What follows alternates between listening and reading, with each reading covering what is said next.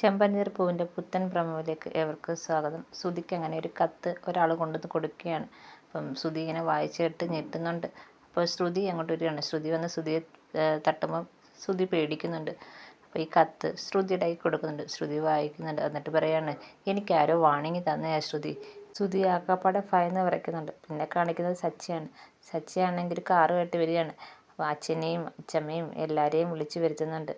അപ്പം ചന്ദ്രമതി പറയാണ്, ഇത് പുതിയ കാറൊന്നും അല്ലല്ലോ. അപ്പോൾ സച്ചി പറയാണ്, എനിക്കിത് പുതിയ കാറ് പോലെയാണ് എന്ന് പറയാണ്. അപ്പം ശ്രീകാന്ത് എന്ന് പറയാണ്, സച്ചിയേട്ട ഇനി ഒരുപാട് കാറ് വാങ്ങിക്കണം, വാങ്ങിച്ചിട്ട് ഒരു ട്രാവൽ ഏജൻസി തുടങ്ങണം എന്ന് പറയാണ്.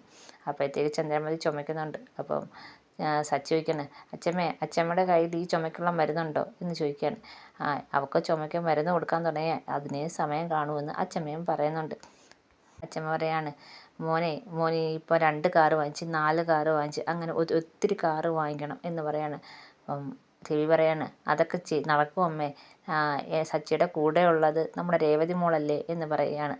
രേവതിക്ക് സച്ചിക്ക് ഭയങ്കര സന്തോഷമാണ്. പിന്നെ കാണിക്കുന്ന രേവതിയാണെങ്കിൽ താക്കോൽ സച്ചിയുടെ കൊടുക്കുകയാണ്. ഇതൊക്കെയാണ് പ്രൊമോ വിശേഷം. എല്ലാവർക്കും ഇഷ്ടപ്പെട്ടെങ്കിൽ സബ്സ്ക്രൈബ് ചെയ്യണേ, അതുപോലെ തന്നെ സപ്പോർട്ട് ചെയ്യണേ.